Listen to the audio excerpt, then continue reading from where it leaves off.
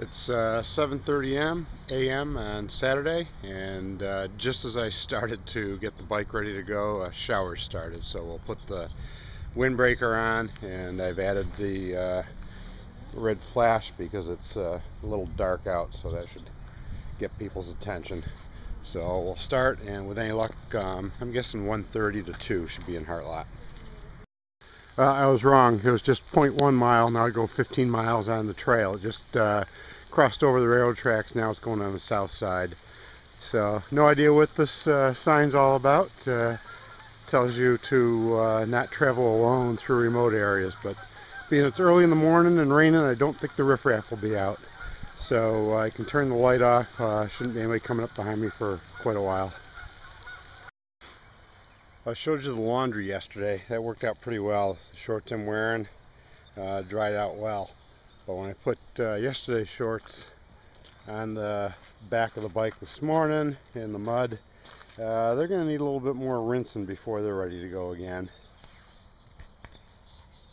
This is the canal boatyard at Chittenango Landing. Those are a couple of geese. And this is a puddle, which is a good illustration of why touring bikes should have mud guards on them to prevent the grit and mud and everything from splashing up on the chain and on your legs and everything else. So having the mud guard keeps both you and the bike clean. So over there's the building. Looks a little bit like that Sims store that will end up at near Camillus. Nice stonework. A little harbor kind of an area. And that looks, I think there's a boat in that barn.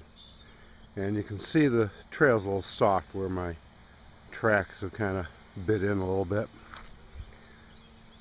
So,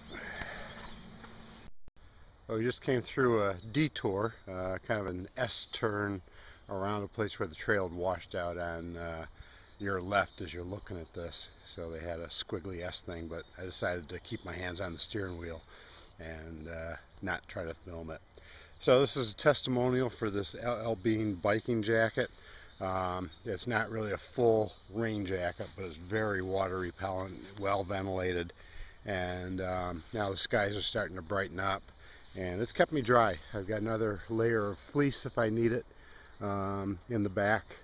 So warmth is not a problem. I even still have my winter gloves and knit hat just in case things turned colder than they'd predicted. So I think from here on we should be pretty good for today. Well, it's tough to get the camera out in time to shoot the wildlife, but what I've seen, probably 6 pairs of wood ducks, maybe 3 or 4 pair of mallards, a whole bunch of geese, 1 woodchuck, a couple of squirrels, a bunch of turtles that we did get on tape, some fish, and great blue herons, and you can smell them, well, maybe not in the video, but through the bushes there, there's a herd of cows, so right at the stream edge. And some evidence of beaver. I saw one, but obviously couldn't get the camera out in time. Back, maybe a mile or so ago, he splashed his tail and dove. Coming in on East Genesee Street. It's 10:30. We're in Clinton Square.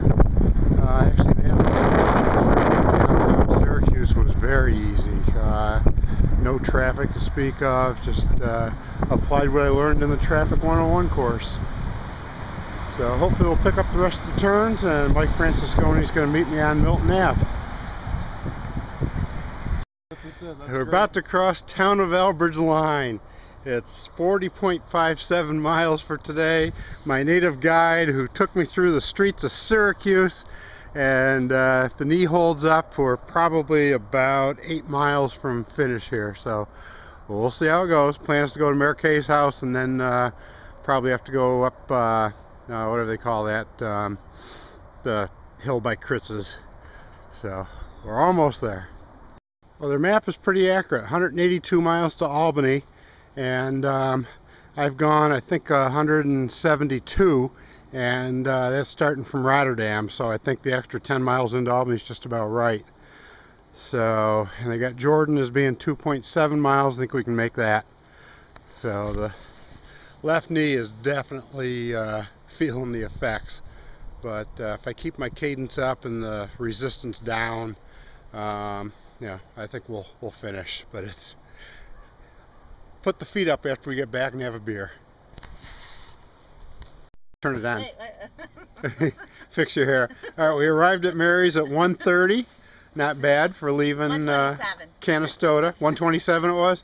At leaving Canastota at 7:30. So, and for today that is 44.94 miles in 4 hours and 3 minutes and 52 seconds of pedaling for an average speed of 11:05, maximum of 28.18. And on the bike now we have 926 miles since I got the bike in 74 hours 53 minutes of pedaling. 50.29 miles today from Canastota. We arrived at 2:20, and that was after about a 20-minute stop at Marquez. So I think the guesstimate of 2 o'clock was pretty darn good.